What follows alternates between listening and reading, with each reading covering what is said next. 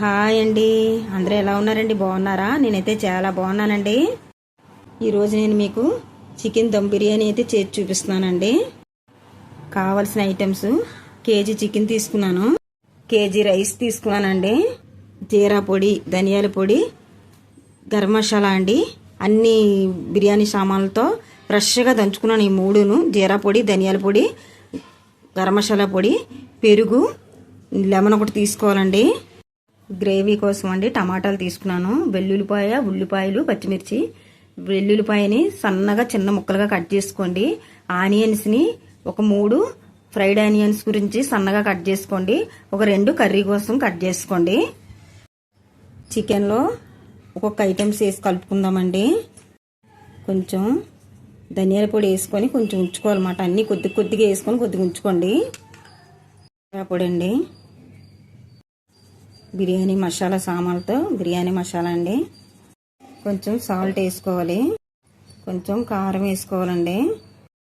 ఇప్పుడే మిక్సీ పట్టుకున్నానండి. అల్లం వెల్లుల్లి పేస్ట్ కొంచెం వేసుకుందాం. చికెన్లో కార్న్ఫ్లోర్ కొంచెం వేసుకోవాలండి.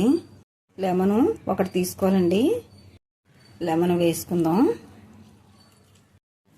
మొత్తం చికెన్ని బాగా కలిపేసుకొని ఒక 3-4 అవర్స్ దగ్గర ఉంచుకోవాలండి. అప్పుడు బాగా మసాలా అంతా చికెన్కి పట్టేస్తుంది. చాలా చాలా టేస్ట్గా ఉంటుంది అనమాట. ఫ్రిడ్జ్లో పెట్టుకుని ఉంచుకోవచ్చు, కాకపోతే బయటనే ఉంచుకోవచ్చు అండి, ఏం కాదు. కానీ కొద్దిగా ఎక్కువసేపు ఉంచుకుంటే బాగా పడుతుంది అనమాట. చికెన్ చప్పగా లేకుండా చాలా టేస్ట్గా ఉంటుందండి మసాలా బాగా పడడం వల్ల. రైస్ని 1 అవర్ కడిగేసుకొని ఉంచుకొని నానబెట్టుకోవాలండి. అలానైతే ఆయిల్ పోసుకున్నానండి, హీట్ ఎక్కుతుంది. ఆనియన్స్ వేసుకున్నామండి. ఫ్రైడ్ ఆనియన్స్ కోసం ఆనియన్స్ వేసాను, ఎర్రగా వేయించేసుకోవాలి. ఆనియన్స్ అయితే వేగిపోయినాయండి, తీసేసుకుందాం. ఇలా వేయించుకోవాలి. అదే ఆయిల్లో చికెన్ వేయించుకుందామండి.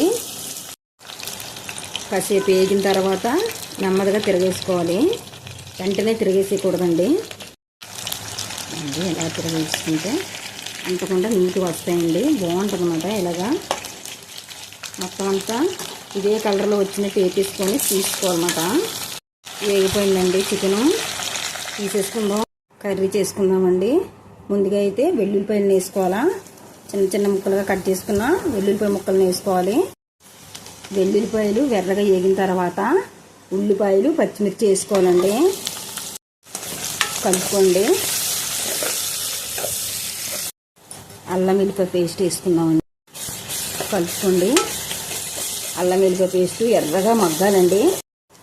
టమాటాలు వేసుకోవాలి.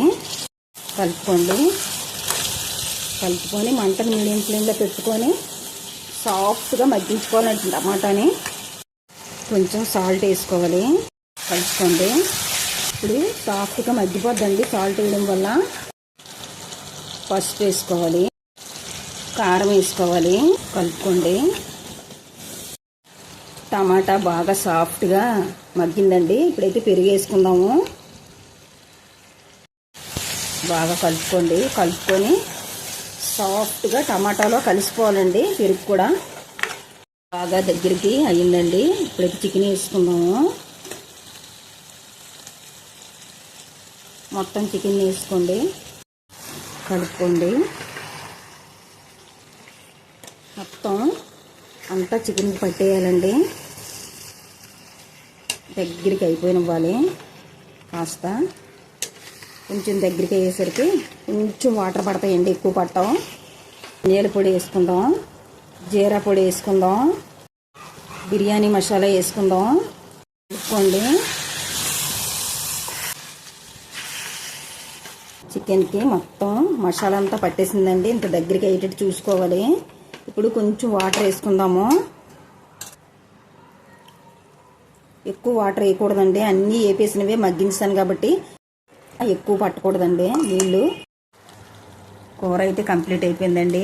రైస్ కోసం అయితే ఎసరు పెట్టుకున్నానండి. కొంచెం గీ వేసుకుందాం, స్పైసెస్ వేసుకుందాం, బిర్యానీ ఆకు వేసుకుందాం, సాల్ట్ వేసుకుందాము.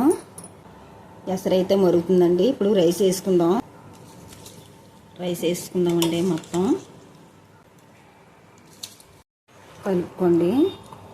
కలుపుకొని ఉడికించుకోండి. రైస్ అయితే ఉడికిపోయిందండి. కొంచెం పలుకుంది చూడండి, ఇలా ఉండాలంతే. దమ్ కోసం అయితే ఎడలపాటి బాండీ పెట్టుకున్నానండి. ఇప్పుడు దమ్ వేసుకుందాం. ముందు లేయరు కర్రీ వేసుకుందామండి. ఫ్రైడ్ ఆనియన్స్ వేసుకుందాం, కొత్తిమీర వేసుకుందాం, పుదీనా వేసుకుందాం, కరివేపాకు వేసుకుందాం, రైస్ వేసుకుందామండి. గీ వేసుకుందామండి. కర్రీ వేసుకుందాం, కొంచెం కొత్తిమీర, ఫ్రైడ్ ఆనియన్స్ వేసుకోవాలి. అలాగే లేయర్ కింద అలాగే వేసుకోవాలండి. మొత్తం లేయర్ కింద వేసుకున్నానండి అన్ని ఐటమ్స్ని.